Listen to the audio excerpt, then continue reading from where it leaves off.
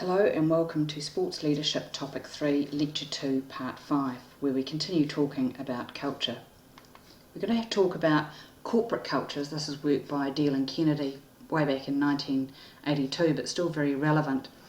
They talked about the business environment and that particular areas in an organisation could lead to different cultural styles, and they talked about the values, heroes, rites and rituals and the cultural network, but equally they talked about the people who are within the organisation. So storytellers in an organisation are people who interpret what they see as happening, and they create stories that are passed on to initiate other people into the culture.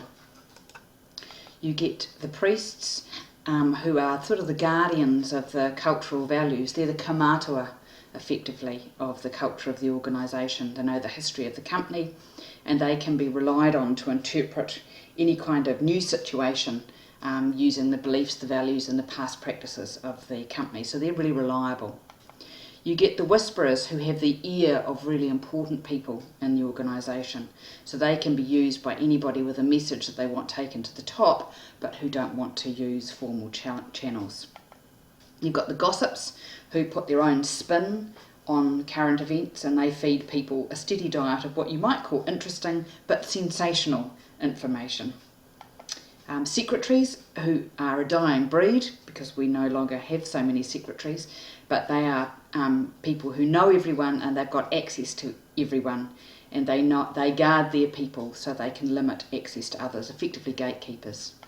You've got spies who provide valuable information to top management and let them know what's happening on a daily basis, but you may not know who they are.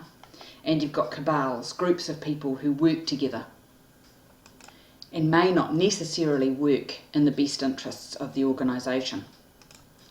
Now, there are two dimensions of culture. Firstly, there's internal integration, so culture helps the organisation find out who it is inside and keep everybody else aligned with the culture. It gives you a collective identity. It also gives you an outline, a guide as to what's acceptable and what's going to be unacceptable behaviour, and modus operandi, what you do every day.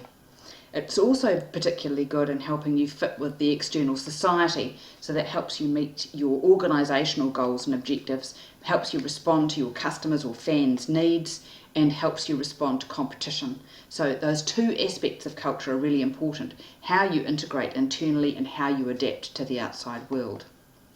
So how you see that, if you've got an adaptive culture, then leaders initiate the change that's needed to meet the needs of their customers and their stakeholders.